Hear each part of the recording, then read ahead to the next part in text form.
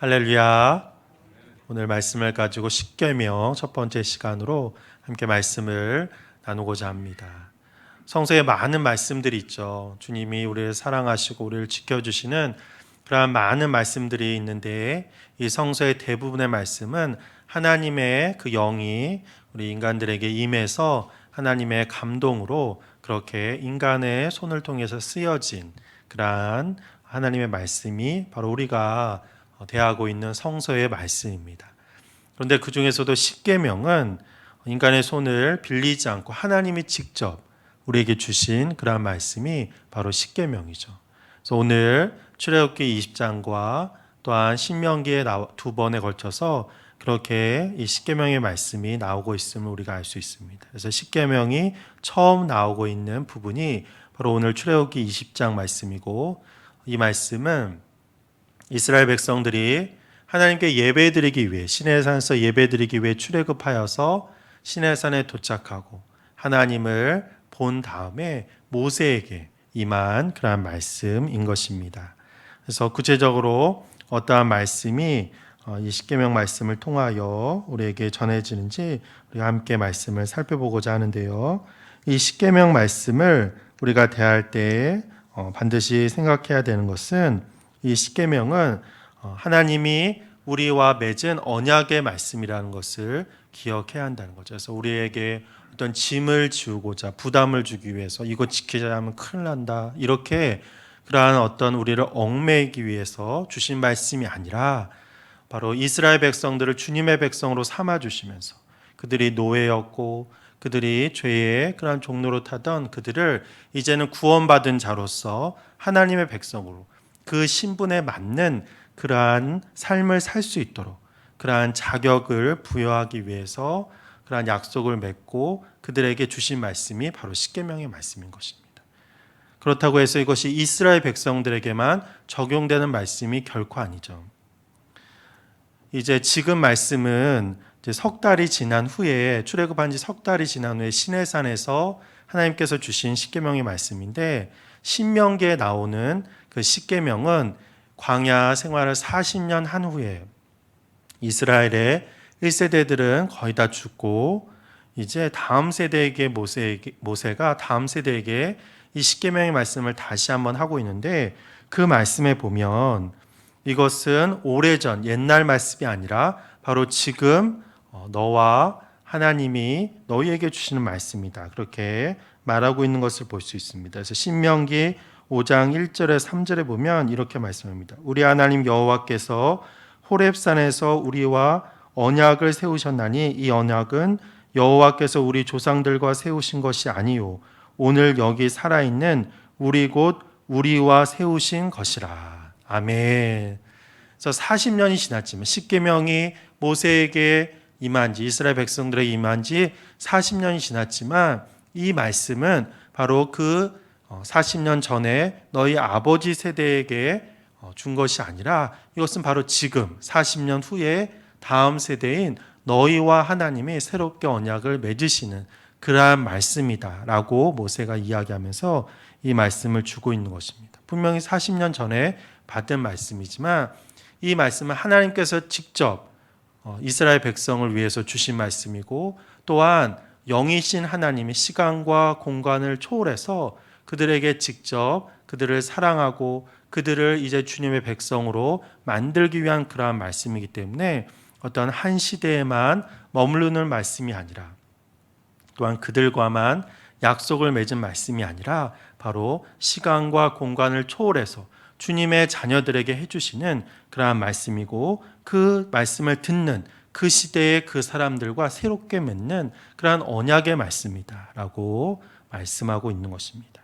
그렇기 때문에 이 십계명의 말씀은 수천 년 전에, 약 3,500년 전에 주어진 그러한 말씀, 과거의 말씀, 고리타분한 말씀이 아니라 지금 이 시간 살아있는 하나님이 우리와 새롭게 언약을 맺으면서 우리를 사랑하시고 우리를 주님의 자녀로 삼으시며 우리를 그 자녀에 걸맞게 살아갈 수 있도록 주시는 말씀인 줄 믿으며 나가는 우리들이 되어야 할 것입니다.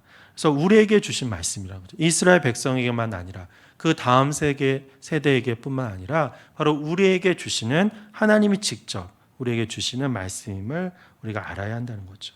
그래서 이 말씀은 그렇기 때문에 의무나 어떤 우리를 억압하기 위한 것이 아니라 관계로서의 말씀이다. 그래서 이 말씀은 언제나 보면 너는 이렇게 하라, 그리고 너는 이렇게 하지 말라, 항상 너라고 하는 단수로서 그렇게 말하고 있는 것입니다. 그래서 하나님과 우리 인간과의 관계성 속에서 이루어지는 하나님의 약속의 말씀이라는 거죠. 막연하게 어떤 법, 이것을 지켜라 말아라, 이것이 아니라 너와 하나님, 우리 한 사람과 하나님이 직접적으로 맺는 그러한 언약의 말씀이라고 하는 것입니다.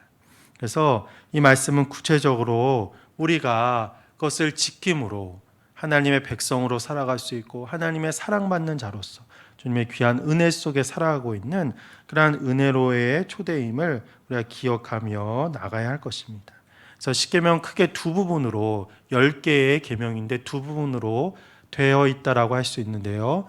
1계명부터 4계명까지는 하나님과 인간과의 그러한 관계의 계명이라고 할 수 있습니다. 그래서 그것을 한마디로 이야기하면 하나님을 사랑하라라고 하는 그 한마디로 정의할 수 있겠죠. 그래서 1계명에서 4계명까지는 하나님 사랑을 어떻게 실천할 수 있는지를 말하고 있는 그러한 내용입니다. 그리고 5계명에서 10계명까지는 사람과 사람과의 그 관계성 속에서 어떻게 이웃 사랑을 실천할 수 있는지를 말하고 있는 것이죠. 그래서 10계명은 하나님 사랑, 이웃 사랑을 어떻게 구체적으로 우리가 이루며 살아가고 있는지를 말씀하고 있는 내용입니다. 오늘은 첫 번째 시간으로 우리가 하나님 사랑에 관한 그러한 계명, 1계명부터 4계명까지만 함께 살펴보며 은혜를 나누고자 합니다. 첫 번째 계명은 너는 나 외에는 다른 신들을 내게 두지 말라라고 하나님이 말씀하십니다. 가장 먼저 하신 말씀이 나 외에는 다른 신을 섬기지 마라. 너는 나 외에는 다른 신을 섬기지 말라. 그 당시에 가나안 땅, 또 이들이 나왔던 애굽 땅은 다신교였습니다. 수많은 신들을 섬기는 그러한 나라였죠.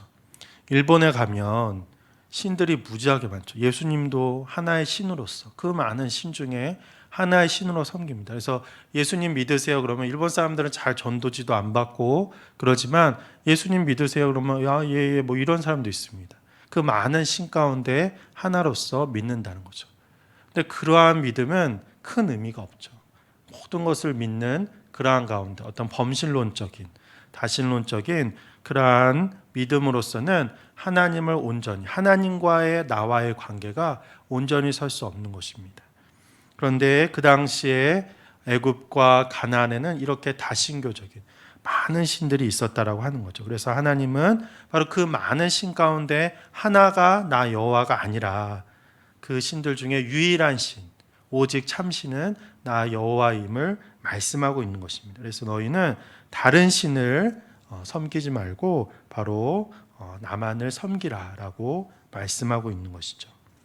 그래서 하나님께서 이스라엘 백성들을 가나안 땅으로 인도하시는 그 과정, 출애굽하는 과정도 이 다신교의 많은 신들이 거짓 신임을 이야기하고 있는 것입니다. 그래서 10가지 재앙에 개구리라든지 이라든지 메뚜기라든지 이런 것도 다 신이죠. 그 당시에 신이었습니다. 이집트 사람들이 신이라고 믿었던 것인데 그런 것이 다 거짓 신임을 이야기하고 있는 것입니다. 또한 이 이집트 사람들은 바로 바다를 다스리는 신도 있고 땅을 다스리는 신도 있고 하늘을 다스리는 신도 있다라고 이야기했는데 홍해를 가르면서 이 바다를 통치하시는 분이 누구인지, 또한 반석에서 물이 나오게 함으로써, 또 하늘에서 만나가 내리게 함으로써 바다와 땅과 하늘, 이 천지를 누가 다스리고 통치하시는지를 바로 하나님께서 보여주셨다는 것입니다. 그래서 그 모든 것은 의지할 것이 아니라 오직 하나님만을 의지하며 하나님만을 섬길 것을 말씀하고 있는 거죠. 우리 역시 오직 하나님만을 섬기며 주님만을 바라보는 그런 우리들이 되어야 할 것입니다. 두 번째 계명은 너를 위하여 새긴 우상을 만들지 말라. 너 자신을 위하여 새긴 우상을 만들지 말라. 그래서 이것은 물론 그 당시에 많은 신들의 우상들을 섬기지 말라라는 그러한 의미를 먼저 갖습니다.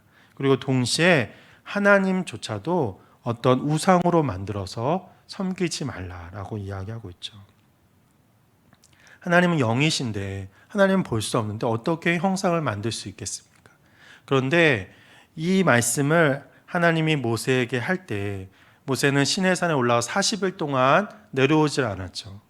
이스라엘 백성들은 이제 3개월 동안도 광야에서 조금만 어려움이 있어도 불평하면서 하나님이 어디 계시냐고 모세한테 원망을 했는데 40일 동안이나 그들의 지도자인 모세가 눈에 보이지 않으니까 불안했던 것입니다. 그래서 아론에게 우리가 하나님을 만들자 이렇게 이야기를 하죠.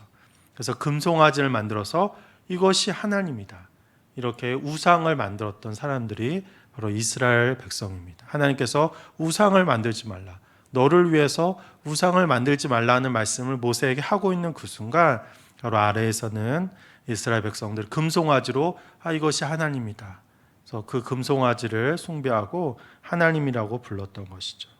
그래서 우리 역시 하나님조차도 어떤 우상시에서 그것을 믿고 나가는 그런 어리석은 모습을 보여서는 안 된다라고 하는 것입니다. 그래서 이것이 무슨 말이냐면 하나님은 영이시기 때문에 우리의 마음과 뜻과 정성을 다해서 우리가 영으로서 주님 앞에 예배드리며 주님을 온전히 섬길 때 그것이 진정으로 우리가 우상을 만들지 않고 하나님만을 섬기는 그런 삶의 모습이라고 할 수 있는 것입니다. 또한 마음으로도 하나님의 우상을 만들지 말라는 그러한 의미를 가지고 있습니다. 저희가 그 이재철 목사님의 성수자반 그 말씀을 이제 함께 나누며 나가고 있는데 거기에 이제 십계명 부분에 보면 이 마음으로 빚은 우상이 어떠한 것인지 이야기하고 있습니다. 그래서 내가 하나님은 이러하겠지라고 마음으로 빚는 우상, 그런 것이 어떤 것이냐면 하나님은 나를 가장 사랑하신다. 이러한 하나님에 대한 속성을 내 나름대로 정의하는 것, 내 마음대로 정의하는 것, 이것도 우상이라고 하는 거죠. 하나님은 나를 가장 사랑하시나요? 물론 그러기를 바라겠지만 그것도 하나의 하나님의 마음을 내 마음대로 생각해 버리는 거죠. 하나님은 모두를 사랑하십니다. 우리 모두를. 내가 저주하고 내가 원수같이 여기는 사람, 그 사람까지도 사랑하신다는 거죠. 인류의 이 고통받는 민족 중에 하나가 이 유대인이죠. 왜냐하면 예수님을 십자가에 못 박았다고 그렇게 그러한 일을 했기 때문에 그 유대인 이외의 사람들이 유대인들을 박해하는 경우가 굉장히 많았습니다. 그래서 로마 시대 때도 유대인 박해가 있었고 또 시대별로 유대인들을 학살하는 그러한 일들이 많이 있었는데 최근에는 나치의 그러한 유대인 대학살이 바로 대표적인 예라고 할 수 있죠. 600만 명에 달하는 유대인들이 목숨을 잃었습니다. 이것이 바로 이제 반유대주의라고 생각되어지는데요. 그들은 바로 이 유대인들을 미워하면서 이것을 정당화했죠. 그들이 예수님을 십자가 못 박았기 때문에 마땅한 것이다. 그렇게 정당화하며 나갔지만 이것은 결코 하나님의 뜻이 아니라는 것입니다. 하나님이 나만을 가장 사랑한다는 것은 누군가는 미워한다는 그런 말이 된다는 거죠. 그렇기 때문에 그것은 결코 하나님의 뜻이 아니라 하나님은 모두를 똑같이 사랑하신다는 것입니다. 하나님의 크신 사랑은 모두에게 차고 넘치도록 임한다는 것을 우리가 기억해야 한다는 거죠. 또 하나 우리가 만드는 우상은 내가 하는 일은 하나님께서 가장 기뻐하신다. 내가 하는 것은 하나님께서 가장 기뻐하실 것이다. 이런 생각을 하는데 이것도 달란트 비유에 보면 5달란트를 남긴 사람이나 2달란트를 남긴 사람이 하나님은 똑같이 충성된 나의 종이라고 똑같은 말로 칭찬을 하십니다. 그렇기 때문에 우리가 열매를 많이 맺건 적게 맺건 주님의 그 사명을 충실히 감당한다면 하나님은 그것으로 우리를 칭찬하시는 분이라는 거죠. 또 하나님께서는 나만을 통해 역사하신다. 이것도 굉장한 교만이죠. 우리 교회만을 통해서 역사하신다. 나만을 통해서 역사하신다. 그것은 우리가 주의해야 될 그러한 오해이고 교만인 것입니다. 하나님은 마른 지팡이로도 하나님의 역사를 하실 수 있고 돌들로도 주님의 백성을 만드실 수 있는 분입니다. 그래서 언제나 내가 조금이라도 하나님께 쓰임 받음을 정말 감사하게 기뻐하면서 그렇게 주님의 일을 감당해야 되지, 내가 아니면 아무것도 되지 않는다는 그런 교만한 마음으로 나간다고 한다면 하나님께 버림받을 수밖에 없다는 거죠. 마지막으로 이 책에 보면 내가 주님을 위하여 일하는 이상 나의 일은 반드시 성공해야 된다. 내가 주님의 일을 하니까 이것은 반드시 좋은 결과, 성공하는 결과를 낳아야 한다. 이러한 어떤 마음의 우상을 가지고 나가야 한다는 거죠. 그런데 역사적으로 하나님의 일들을 하는 사람들이 다 성공했습니까? 사도 바울은 순교를 당했다는 거죠. 예수님은 십자가에 달려 죽으셨습니다. 세상 사람들의 눈으로 봤을 때는 사형을 당한 거예요. 죽임을 당한 것이라는 거죠. 결코 성공한 인생이라고 보기 어려운 것입니다.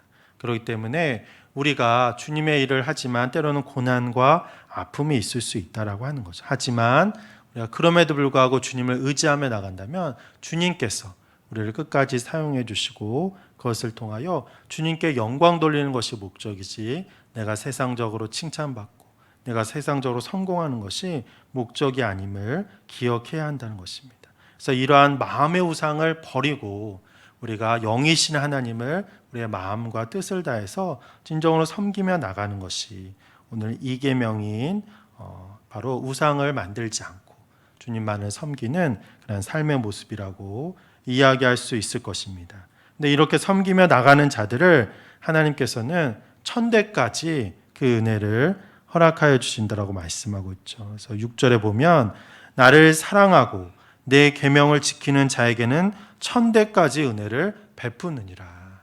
그래서 구약의 이 복은 이 스케일이 굉장히 큽니다. 그래서 좀 철저하게 이야기하는 것도 있지만 천대면 어느 정도 시간일까요? 30년씩 해서 계산하면 3만 년 되죠. 예. 근데 뭐 그렇게 계산하는 것이 아니라 우리가 셀 수 없는, 우리가 상상할 수 없는 그러한 시간, 하나님의 놀라운 은혜를 이야기하고 있는 것입니다. 그래서 하나님을 사랑하는 자, 하나님만을 섬기고 우상을 섬기지 않고 영으로 주님 앞에 나가는 자를 하나님께서는 천대까지 그 은혜를 베풀어 주실 줄 믿습니다. 그런 크신 하나님의 사랑이 바로 이 말씀 속에 담겨져 있다는 거죠. 우리의 좁은 마음으로, 우리의 좁은 생각으로 하나님을 가둬두는 것이 아니라 하나님의 넓은 사랑 가운데 우리를 온전히 맡기며 섬기며 나가야 한다는 것입니다. 제3계명은 너는 내 하나님 여호와의 이름을 망령되게 부르지 말라라고 말씀합니다. 하나님의 이름을 우리가 함부로 그 이름으로 어떤 서약을 하거나 또 그 이름으로 내가 정말 잘못된 일을 한다고 한다면 그것은 하나님이 반드시 죄 없다 하지 않겠다라고 말씀하고 있는 것입니다. 그래서 성경 필사를 하던 옛날의 서기관들은 지금처럼 인쇄술이 발달하지 않았을 때 성서를 직접 손으로 썼죠. 쓸 때 하나님, 이 여호와의 이름이 나오면 그때마다 이 서기관들은 바로 쓴 것이 아니라 목욕을 하고 몸을 정결하게 하고 그리고 다시 와서 그 하나님 한자를 썼다는 거죠. 여호와 한자를 썼다는 거죠. 그래서 만약 한 절에 여호와가 2번 나오면 2번 목욕을 하고 여호와를 써요. 정말 이렇게 했다는 거예요. 왜냐하면 그 이름을 망정되이 하지 않기 위해서, 그만큼 하나님의 이름을 거룩하게 하기 위해서. 그것이 어떤 형식적이고 그런 것이 아니라, 형식이라고 하는 것은 우리의 마음이 진정으로 표현될 때 그것이 진심이 될 수 있는 것입니다. 그리고 또한 이 여호와라고 하는 이름은 함부로 말하지 않았죠. 그냥 그것이 우리 인간의 이 발음으로 되어질 때 인간의 말 속에 제한된다고 생각했기 때문에 그냥 여호와라고 하는 이름을 묵음으로 말하지 않고 그냥 침묵으로 있다가 그 다음 거를 읽었습니다. 또는 아도나이, 우리 주님으로 바꿔서, 그러니까 여호와라고 하는 이름을, 성서에서 여호와가 나오는데 여호와라고 하는 이름을 발음하지 않았다는 거죠. 그것을 거룩하게 하기 위해서, 망령되이 일컫지 않기 위해서 그것을 우리 주님 아도나이로 바꾸거나 침묵하거나 이렇게 했다라고 하는 거예요. 그만큼 조심스럽게 우리가 거룩한 하나님의 이름을 지키고자 그렇게 어떤 행동을 했다는 것은 평상시에도 주님의 이름이 영광스럽게 나타나도록 얼마나 많은 노력을 했겠습니까? 우리는 지금 너무나 쉽게 하나님의 이름을 말하고 있지는 않습니까? 너무나 쉽게 그 이름으로 약속을 하고 내가 하나님을 믿는다고 하고 하나님의 그 뜻을 내가 안다라고 이야기하고, 그런데 우리는 정말 이 말씀 안에서 또 기도하면서 정말 주님의 뜻이 무엇인지를 기억해야 되고, 하나님의 이름이 혹여나 나로 인해서 그 영광이 가려워지지 않은지 언제나 겸허한 마음으로, 겸손한 마음으로 이렇게 이름이 망령되어 일컬지 않도록 주님께 영광 돌리는 그런 우리들이 되어야 할 것입니다.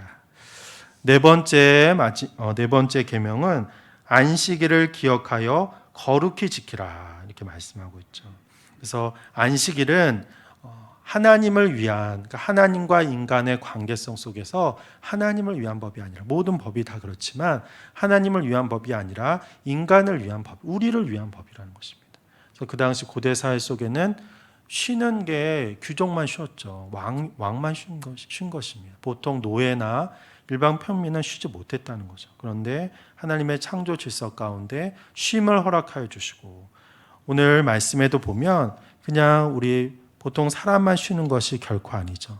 모든 것이 다 쉴 수 있도록 말씀하는 것을 볼 수 있습니다. 10절에 보면 일곱째 날은 내 하나님 여호와의 안식일인즉 너나 내 아들이나 내 딸이나 내 남종이나 내 여종이나 내 가축이나 내 문 안에 머무는 객이라도 아무 일도 하지 말라. 너만 쉬는 것이 아니라, 나만 쉬는 것이 아니라 너와 관계된 모든 사람이 내 집에 머무는 나그네까지도 쉬게 하라라고 말씀하고 있는 것입니다. 그래서 하나님의 이 안식일은 모두에게 허락하신 선물이고 또 하나님의 은혜라고 말하고 있는 거죠. 그래서 쉼을 통하여 생명의 존엄성을 깨달을 수 있고, 또한 쉼을 통하여 어떤 일함의 소중함도 알 수 있는, 그 쉼을 통하여 하나님의 뜻을 깨달을 수 있는 그런 시간을 우리에게 허락하여 주신 것입니다. 그래서 이것은 그 어떤 율법주의자들처럼 바리새인들처럼 지키지 않는 사람들을 벌하기 위한 법이 아니라 우리의 쉼을 통해서 진정으로 하나님을 기억하며 그 창조 질서 속에 살아갈 수 있도록 하기 위한 것이라는 거죠.